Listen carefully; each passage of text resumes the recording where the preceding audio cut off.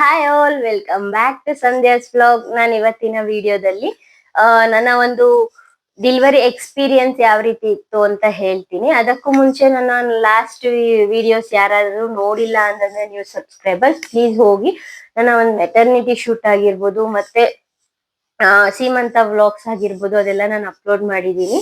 ಅದನ್ನ ನೋಡಿ ಸಪೋರ್ಟ್ ಮಾಡಿ. 200 ಫಾಲೋವರ್ಸ್ ಆಗಿರೋದಕ್ಕೆ, ಅಂದ್ರೆ ಸಬ್ಸ್ಕ್ರೈಬರ್ಸ್ ಆಗಿರೋದಕ್ಕೆ ಥ್ಯಾಂಕ್ ಯು ಸೋ ಮಚ್ ಅಂತ ಹೇಳ್ತಾ, ಹೀಗೆ ನನ್ನ ಒಂದು ಚಾನೆಲ್ ನ ಸಪೋರ್ಟ್ ಮಾಡ್ತೀರಿ, ಲೈಕ್ ಮಾಡಿ, ಶೇರ್ ಮಾಡಿ, ಕಮೆಂಟ್ ಮಾಡ್ತಾ ಇರಿ. ನನ್ನ ಒಂದು ಡೆಲಿವರಿ ಎಕ್ಸ್ಪೀರಿಯನ್ಸ್ ನಾನು ಹೇಳಕ್ಕೂ ಮುಂಚೆ ನನ್ನ 9 ಮಂತ್ಸ್ ಜರ್ನಿ ಯಾವ ರೀತಿ ಇತ್ತು ಅಂತ ಫಸ್ಟ್ ಹೇಳ್ತೀನಿ.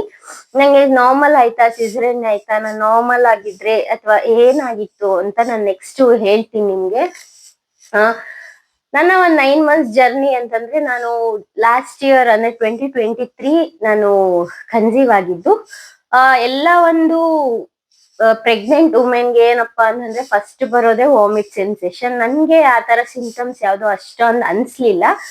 ನನ್ನ ಎಕ್ಸ್ಪೀರಿಯನ್ಸ್ ಹೇಳಿದ್ರೆ ತುಂಬಾ ಜನ ಯಾರ್ಯಾರು ಪ್ಲಾನ್ ಮಾಡ್ಕೊಂತ ಇದಾರೆ ಕನ್ಸೀವ್ ಆಗಕ್ಕೆ, ಅವ್ರಿಗೂ ಕೂಡ ಯೂಸ್ ಆಗುತ್ತೆ. ಯಾವ ರೀತಿ ನಾವ್ ಇರ್ಬೇಕು, ಯಾವ ರೀತಿ ನಾವು 9 ಮಂತ್ಸ್ ಜರ್ನಿನ ಫಾಲೋ ಮಾಡ್ಬೇಕು, ಅದೆಲ್ಲ ಸ್ವಲ್ಪ ಯೂಸ್ ಆಗುತ್ತೆ ಅಂತ ನಾನು ಈ ಒಂದು ವ್ಲಾಗ್ ನ ಮಾಡ್ತಿರೋದು.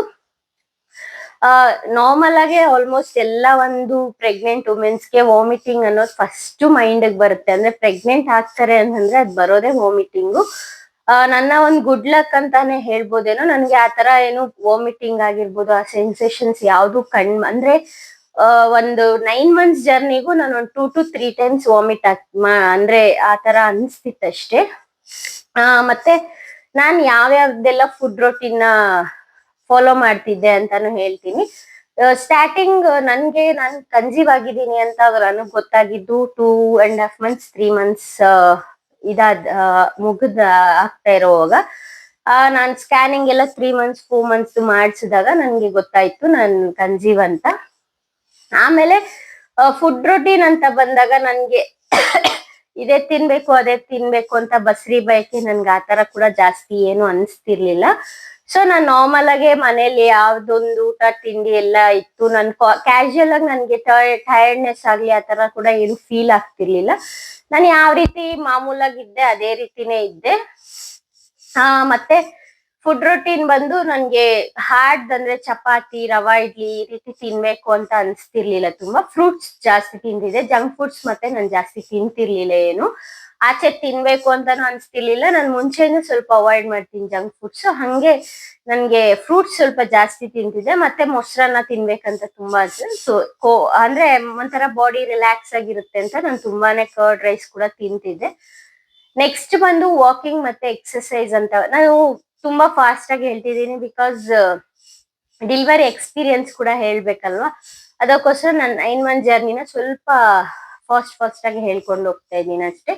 ನೆಕ್ಸ್ಟ್ ವಾಕಿಂಗ್ ಮತ್ತೆ ಎಕ್ಸರ್ಸೈಸ್ ಅಂತ ಬಂದಾಗ ನಾನು ನಾರ್ಮಲ್ ಆಗಿ ಯಾವ ರೀತಿ ಓಡಾಡ್ತಿದ್ದೆ ಅದೇ ರೀತಿನೇ ಓಡಾಡ್ತಿದ್ದೆ. ರೆಸ್ಟ್ ಅಂತ ನಾನೇನು ಮಾಡ್ತಾ ಇರ್ಲಿಲ್ಲ. ಅಂದ್ರೆ ಮಲಗಿರ್ಬೇಕು, ತುಂಬಾ ಓಡಾಡ್ಬಾರ್ದು, ಭಾರ ಎತ್ತಬಾರ್ದು, ನಾನು ಆತರ ಎಲ್ಲ ಏನು ಫಾಲೋ ಮಾಡಿಲ್ಲ. ನಾನು ಕ್ಯಾಶುಯಲ್ ಆಗಿ ಎಲ್ಲಾರು ಯಾವ ರೀತಿ ಇರ್ತಾರೆ ನಾನು ಅದೇ ರೀತಿನೇ ಇದ್ದೆ.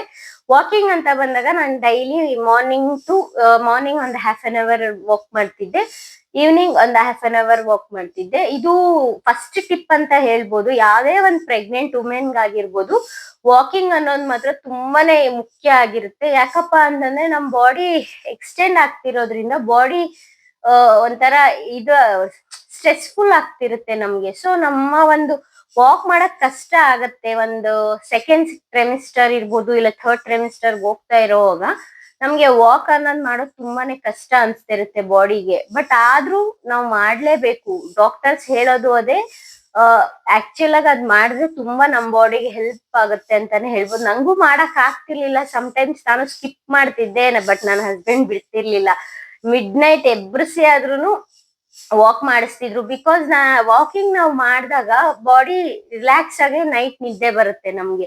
ಇಲ್ಲ ನಮ್ಗೆ ನೈಟ್ ಟೈಮ್ ಏನಾಗ್ತಿತ್ತು ಅಂತಂದ್ರೆ ತುಂಬಾ ನಿದ್ದೆ ಬರ್ತಾ ಇರ್ಲಿಲ್ಲ, ಬೆನ್ನೋವು ಆ ತರ ಆಗುತ್ತೆ. ಅದೇ ನೀವು ವಾಕ್ ಮಾಡುವಾಗ ಆ ತರ ಬೆನ್ನೋವು ನನ್ನ ಒಂದು ಎಕ್ಸ್ಪೀರಿಯನ್ಸ್ ಪ್ರಕಾರ ಬೆನ್ನೋವು ಅನ್ನೋದು ವಾಕ್ ಮಾಡಿದ್ರೆ ಕಡಿಮೆ. ಮತ್ತೆ ಬಂದು ಎಕ್ಸರ್ಸೈಸ್ ಅಂತ ಬರುತ್ತೆ. ಸೆಕೆಂಡ್ ಟಿಪ್ ಅಂತಂದ್ರೆ ನಮ್ಗೆ ಬಾಡಿಯಲ್ಲಿ ತುಂಬಾ ನಾವು ಅಂದ್ರೆ ಸ್ಟ್ರೆಸ್ಫುಲ್ ಆಗಿ ಎಕ್ಸರ್ಸೈಸ್ ಮಾಡ್ಬೇಕು, ಯೋಗ ಮಾಡ್ಬೇಕು ಆ ತರ ಎಲ್ಲ ಏನು ಇರಲ್ಲ. ಪ್ರೆಗ್ನೆಂಟ್ ಇರುವಾಗ ಅದ್ ಮಾಡಕ್ಕೂ ಆಗಲ್ಲ.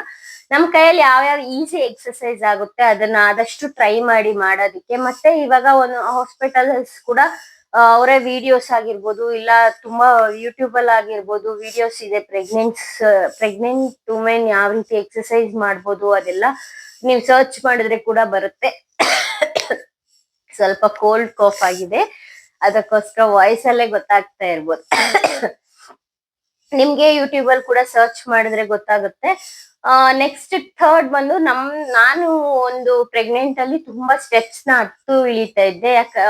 ಮ್ಯಾಕ್ಸಿಮಮ್ ಒಂದು 5 to 6 ಟೈಮ್ಸ್ ಮೇಲೆ ಕೆಳಗಡೆ ಸ್ಟೆಪ್ಸ್ ನ ಹತ್ತಿ ಇಳಿತಿದ್ದೆ. ತುಂಬಾ ಜನ ಅಂತಾರೆ ಸ್ಟೆಪ್ಸ್ ಇಳಿಬಾರ್ದು ಹತ್ಬಾರ್ದು ಅಂತ, ಬಟ್ ನಾನು ಆತರ ಎಲ್ಲ ಏನು ಮಾಡಿಲ್ಲ. ಹತ್ತಾ ಇದ್ದೆ, ಇಳಿತಾ ಇದ್ದೆ.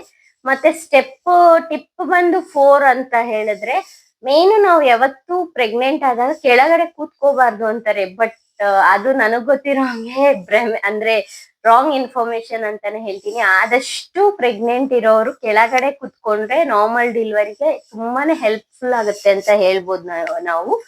ನಾನು 9 months ಇರೋವರ್ಗುನು ಕೆಳಗಡೆನೆ ಕುತ್ಕೊಂತಿದ್ದೆ. ಇಲ್ಲ ನೀವು ಅಕಸ್ಮಾತ್ ಮೇಲೆ ಕುತ್ಕೊಂತೀವಿ ಅಂತ ಅಂದ್ರುನು ಆದಷ್ಟು ಚಕ್ಕಮಾಲ ಹಾಕೊಂಡೇ ಕುತ್ಕೊಳಕ್ ಟ್ರೈ ಮಾಡಿ. ಅಂದ್ರೆ ಬ್ಯಾಲೆನ್ಸಿಂಗ್ ಅಲ್ಲಿ ಹೆಂಗಂದ್ರೆ ಹಂಗ್ ಚಕ್ಕಮಾಲ ಹಾಕೊಳ್ಳೋದು ಸ್ವಲ್ಪ ರಾಂಗ್ ಇರುತ್ತೆ.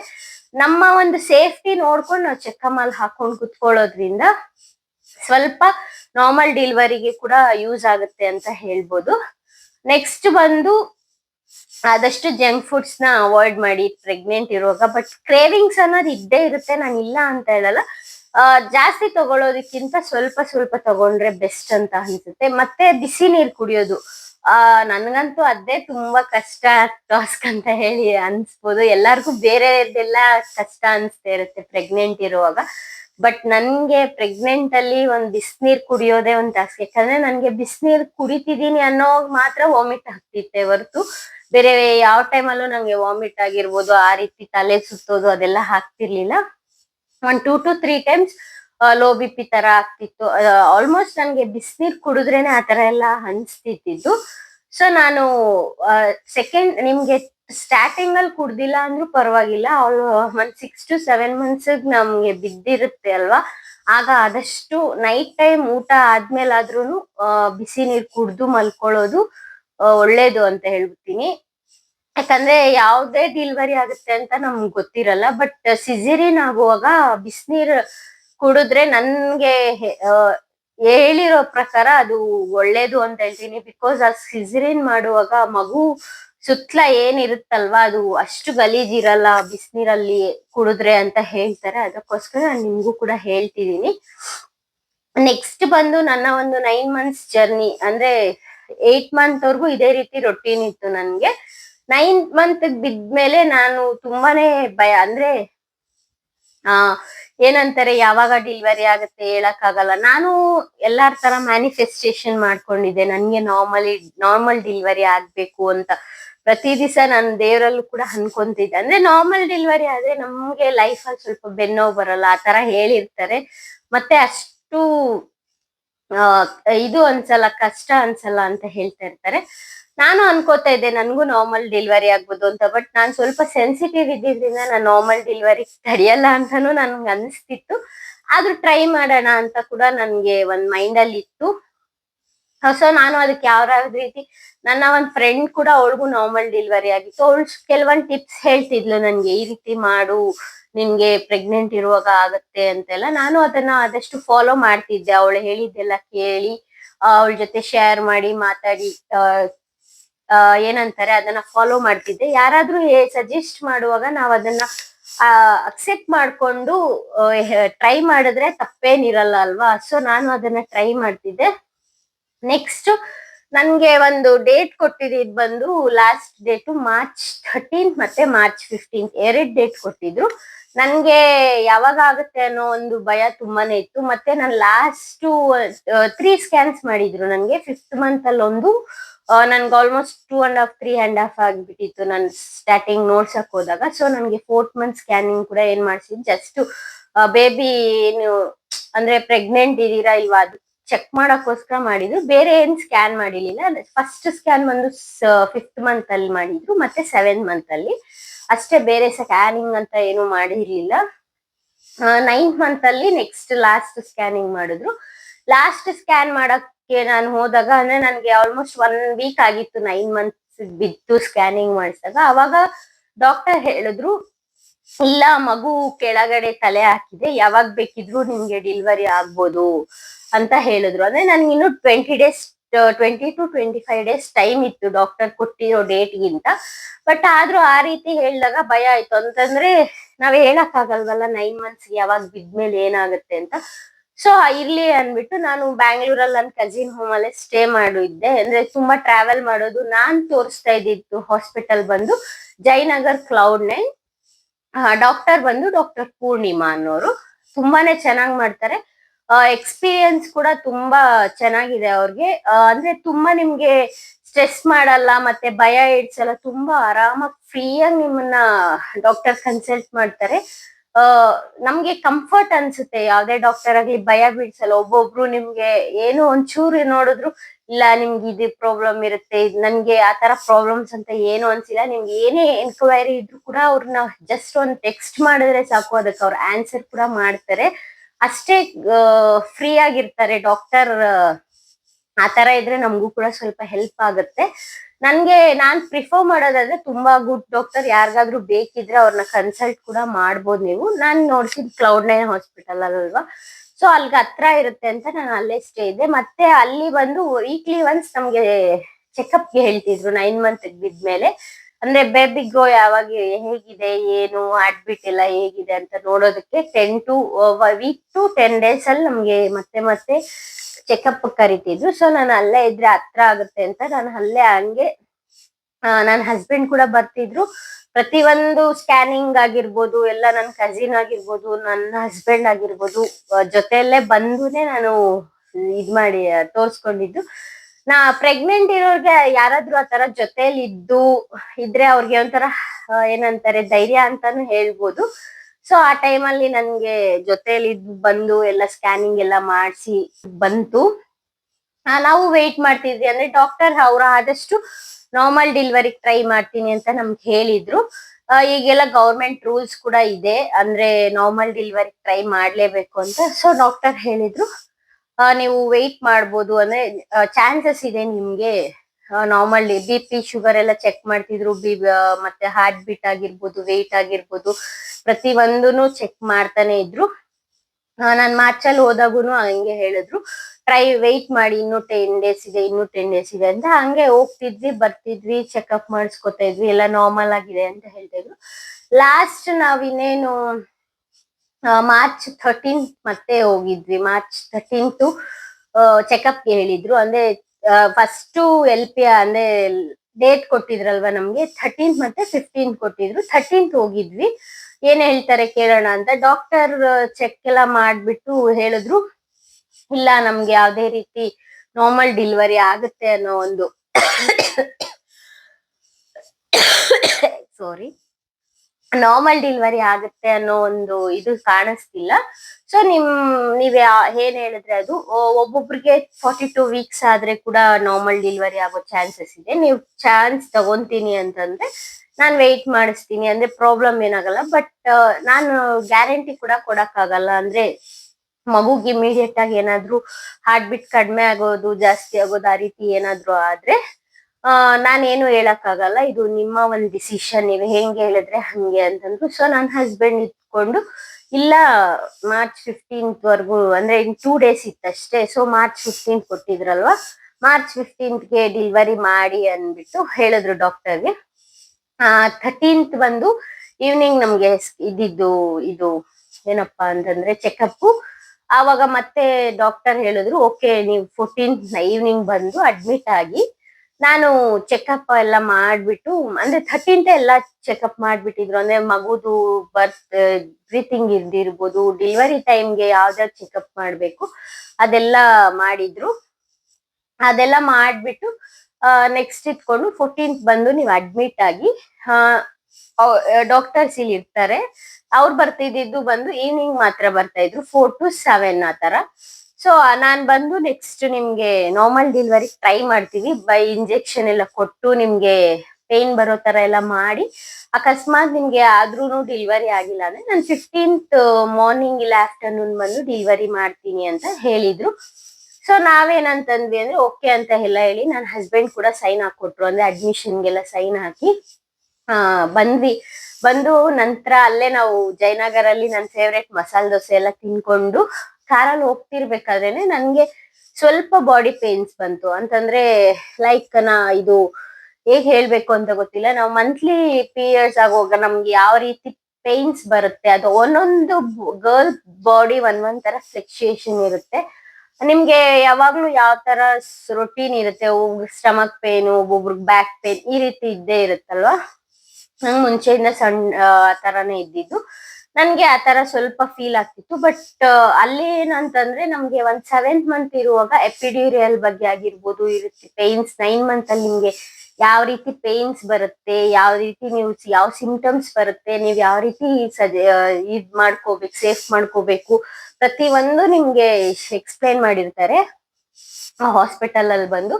ಸೊ ನಂಗೆ 7th ಮಂತ್ ಇರುವಾಗ doctor 7th to 8th month ಅಲ್ಲಿ ಇರುವಾಗ ಹೇಳಿದ್ರು, ನಿಂಗೆ 9th ಮಂತ್ ಬಿದ್ದಾಗ ಈ ರೀತಿ ಆಗುತ್ತೆ, ಸ್ವಲ್ಪ ಪೇನ್ ಬಂದ್ರೆ ಟ್ರೈ ಮಾಡ್ಬೇಕು ಆ ಪೇನ್ ನ ಬೇರ್ ಮಾಡಕ್ಕೆ, ಮತ್ತೆ ಈ ರೀತಿ ಇರುತ್ತೆ ಡೆಲಿವರಿ ಟೈಮ್ ಅಲ್ಲಿ, ಮತ್ತೆ ಎಪಿಡ್ಯೂರಿಯಲ್ ಕೂಡ ಅಷ್ಟೇ, ಎಮರ್ಜೆನ್ಸಿ ನಿಂಗೆ ಏನಾನ ಅಡ್ಮಿಟ್ ಮಾಡಿದ್ರೆ ಈ ರೀತಿ ಎಪಿಡ್ಯೂರಿಯಲ್ ಅನ್ನೋ ಒಂದು ಇಂಜೆಕ್ಷನ್ ಇರುತ್ತೆ, ಅದನ್ನ ತಗೊಂಡು ಅದ್ರ ಬಗ್ಗೆ ಕೂಡ ನಮ್ಗೆ ಇನ್ಫಾರ್ಮೇಶನ್ ಕ್ಲಾಸ್ ಅಂತ ಕೊಟ್ಟಿದ್ರು ಅಲ್ಲಿ.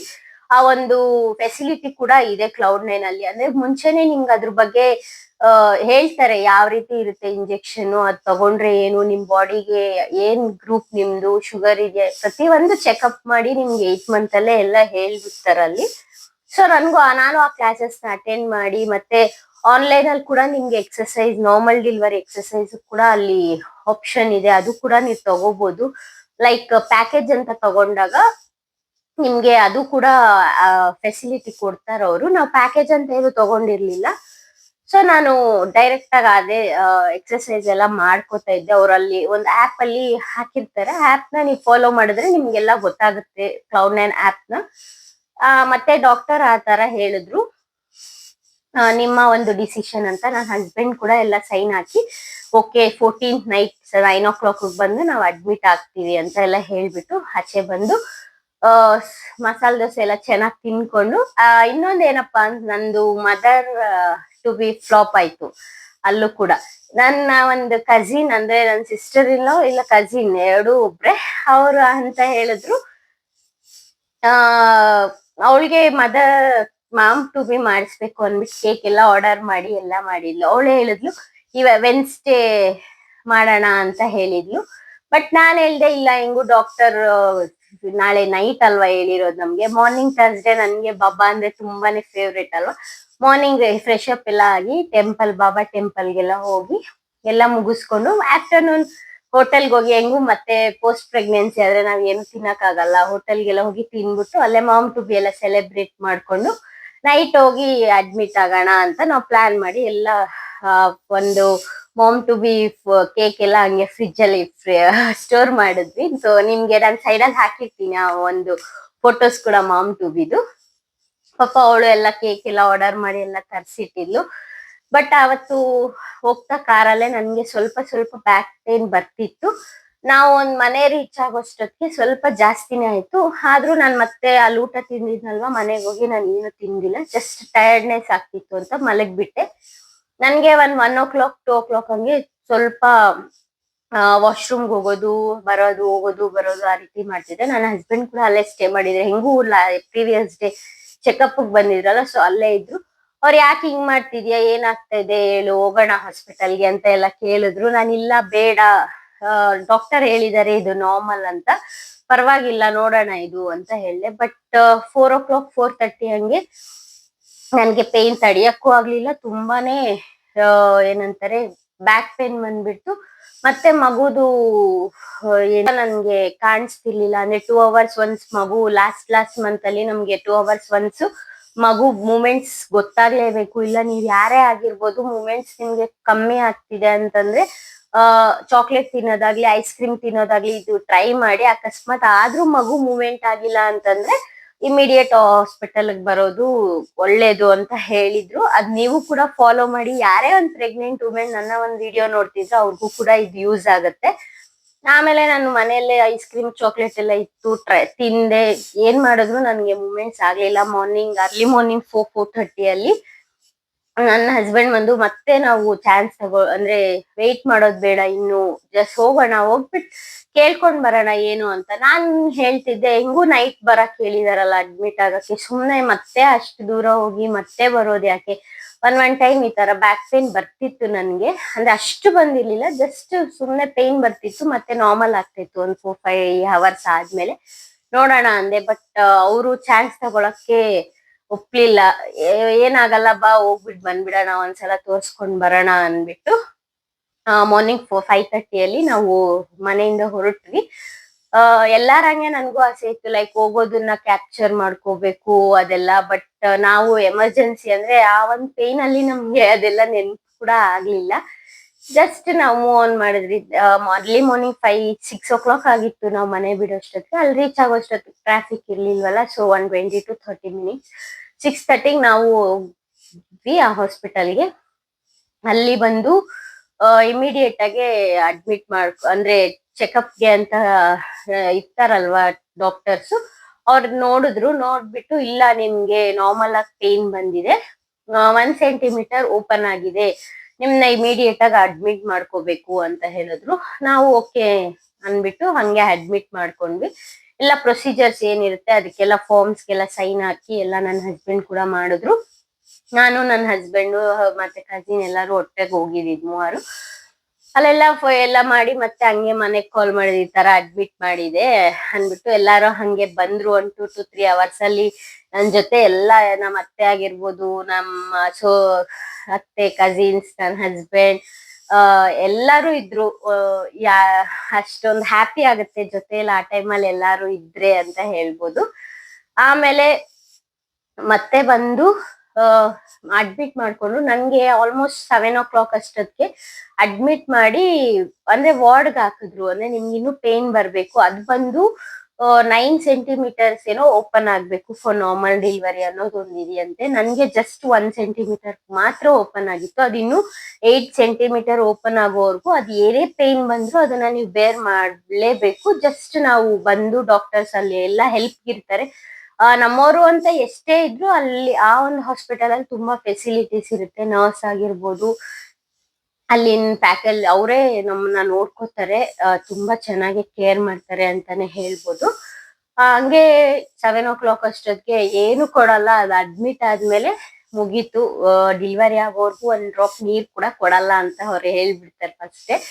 ಬಟ್ ನನ್ಗೂ ಹಂಗೆ ಹೇಳಿದ್ರು. ನನ್ನ ಹಸ್ಬೆಂಡ್ ಬಂದು ಇಲ್ಲ ಸ್ವಲ್ಪ ತುಂಬಾನೇ ಸುಸ್ತಾಗ್ತಿತ್ತು ನನ್ಗೆ, ಏನಾನ ಕೊಡಿ ಅಂದ್ರೆ ಡಾಕ್ಟರ್ ಒಪ್ಲೇ ಇಲ್ಲ ಅವ್ರು. ಆಮೇಲೆ ನನ್ನ ಹಸ್ಬೆಂಡ್ ಹೆಂಗೋ ಮಾಡಿ ಒಂದ್ ಹಾಫ್ ಇಡ್ಲಿ ವಾಟರ್ ಎಲ್ಲ ಕೊಟ್ರು. ಬಟ್ ಅದೇನಪ್ಪ ಆಯ್ತು ಅಂದ್ರೆ ಹಂಗೆಲ್ಲ ವಾಮಿಟ್ ಆಗೋಯ್ತು. ಸೊ ಬಂದು ನರ್ಸ್ ಕೂಡ ಹೇಳಿದ್ರು, ನಾನು ಹೇಳ್ದೆ ಅಲ್ವಾ ಏನು ಕೊಡ್ಬೇಡಿ ಅಂತ, ಪ್ಲೀಸ್ ಏನು ಕೊಡ್ಬೇಡಿ ಅಂತ. ಸರಿ ಅನ್ಬಿಟ್ಟು ಅಲ್ಲಿಂದ ಮತ್ತೆ ಏನು ಕೊಡಕ್ ಹೋಗ್ಲಿಲ್ಲ.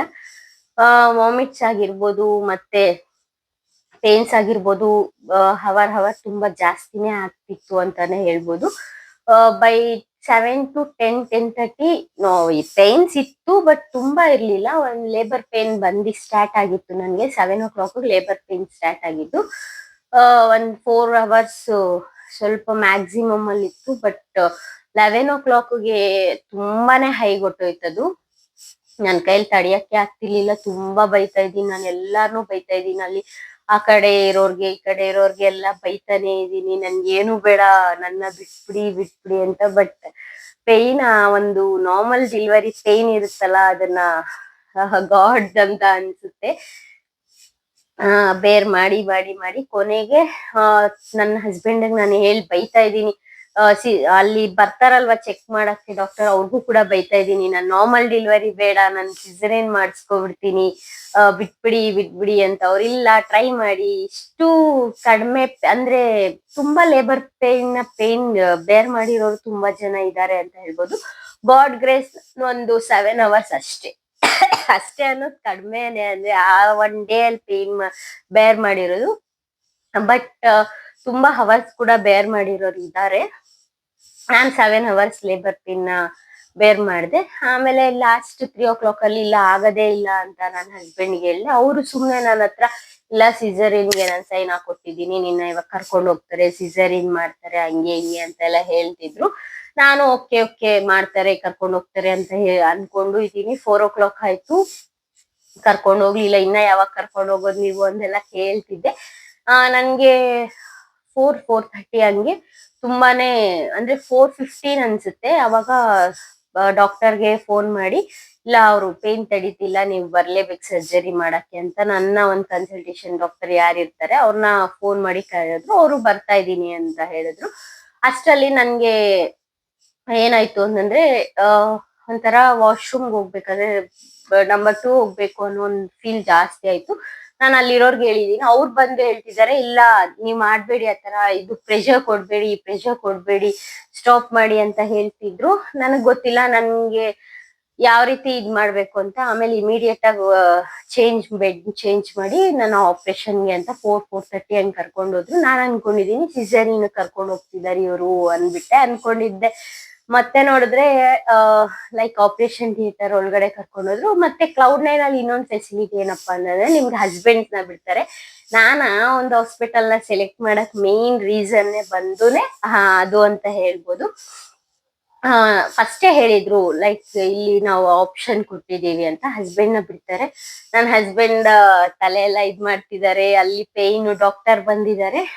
ಆಲ್ಮೋಸ್ಟ್ ನಾನು ಒಳಗಡೆ ಹೋಗಿ ಒಂದ್ 15 minutes ಅಲ್ಲೇ ನನ್ ಮಗ ಹುಟ್ಬಿಟ್ಟ. ಅವ್ರು ಹೇಳ್ತಾರೆ ಮುಕ್ಕಿ ಅಂದ್ರೆ ಪ್ರೆಷರ್ ಕೊಡಿ ಅಂತಾರೆ. ಬಟ್ ಆ ಟೈಮಲ್ಲಿ ನಮ್ಗೆ ಯಾವ ರೀತಿ ಕೊಡ್ಬೇಕು ಅನ್ನೋದು ಗೊತ್ತಿರಲ್ಲ. ಬಟ್ ಇನ್ನೊಂದೇನಪ್ಪಾ ಅಂತಂದ್ರೆ ಅಲ್ಲಿ ಯಾರೇ ಜೆಂಟ್ಸ್ ಡಾಕ್ಟರ್ಸ್ ಅಂತ ಇರಲ್ಲ, ಪ್ರತಿಯೊಂದು ಲೇಡೀಸ್ ಡಾಕ್ಟರೇ ಇರ್ತಾರೆ. ನಮ್ಗೆ ಆ ಒಂದ್ ಫೀಲ್ ಕೂಡ ನಮ್ಗೇನು ಅನ್ಕಂಫರ್ಟೇಬಲ್ ಅನ್ಸಲ್ಲ. ಆ ಟೈಮಲ್ಲಿ ಕೂಡ ಎಲ್ಲ ಲೇಡೀಸ್ ಡಾಕ್ಟರೇ ಇದ್ರು. ಫೈನಲಿ 5:10 ನನ್ ಮಗ ಹುಟ್ಟಿದ. ಮಾರ್ನಿಂಗ್ 5:10 ಸ್ಟಾರ್ಟ್ ಆಗಿದ್ದು, ಈವ್ನಿಂಗ್ 5:10ಗೆ ನನ್ ಮಗ ಕೂಡ ಹುಟ್ಟಿದ. ಅದೆಲ್ಲ ಸರ್ಜರಿ ಎಲ್ಲ ಆದ್ಮೇಲೆ ಮಗುನ ಡೈರೆಕ್ಟ್ ಆಗಿ ಹಸ್ಬೆಂಡ್ಗೆ ನನ್ಗೆ ತೋರ್ಸ್ಬಿಟ್ಟು ನನ್ನ ಹಸ್ಬೆಂಡ್ ಕೈಯಲ್ಲಿ ಎತ್ಕೊಳಕ್ ಕೊಟ್ಟಿರ್ತಾರೆ ಒಳಗಡೆ.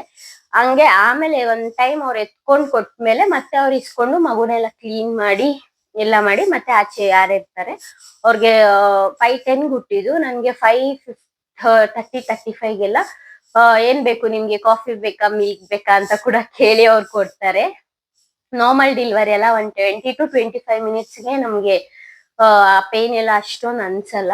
ಮತ್ತೆ ಫುಲ್ ನನ್ಗೆ ತಿರ್ಗಾ 6:37 ಹಂಗೆ ಸ್ವಲ್ಪ ಸ್ಟಿಚಸ್ ಇರುತ್ತಲ್ಲ, ಅದು ಪೇನ್ ಆಗಕ್ಕೆ ರಿಕವರ್ ಆಗಕ್ ನನ್ಗೆ ಒಂದು 2-3 days ಇಲ್ಲ ಮ್ಯಾಕ್ಸಿಮಮ್ 8 days ತಗೊಂಡೆ. ಆಮೇಲೆ ನಾರ್ಮಲ್ ಆಗಿ ನಮ್ಗೆ ಚೆನ್ನಾಗೇ ಇತ್ತು ಅಂತ ಹೇಳ್ಬೋದು. ಇದು ಒಂದು ನನ್ನ ಒಂದು ಡೆಲಿವರಿ ಎಕ್ಸ್ಪೀರಿಯನ್ಸ್ ಆಗಿತ್ತು. ಯಾರಿಗಾದ್ರೂ ಇದ್ರಲ್ಲಿ ಏನಾದ್ರೂ ಡೌಟ್ಸ್ ಆಗಿರ್ಬೋದು, ಇಲ್ಲ ನಿಮ್ಗೆ ಏನಾದ್ರು ಕೇಳ್ಬೇಕು ಅಂತ ಇದ್ರೆ ಕಮೆಂಟ್ ಬಾಕ್ಸ್ ಅಲ್ಲಿ ಕಮೆಂಟ್ ಮಾಡಿ, ನಾನು ಅದಕ್ಕೆ ಆನ್ಸರ್ ಕಮೆಂಟ್ ಬಾಕ್ಸಲ್ಲಿ ಕಮೆಂಟ್ ಮಾಡಿ. ಇದೇ ರೀತಿ ನನ್ನ ಚಾನಲ್ನ ಲೈಕ್ ಮಾಡಿ, ಶೇರ್ ಮಾಡಿ, ಕಮೆಂಟ್ ಮಾಡಿ. ಬೇಗ ಬೇಗ ಸಬ್ಸ್ಕ್ರೈಬ್ ಮಾಡ್ಕೊಳ್ಳಿ. Thank you.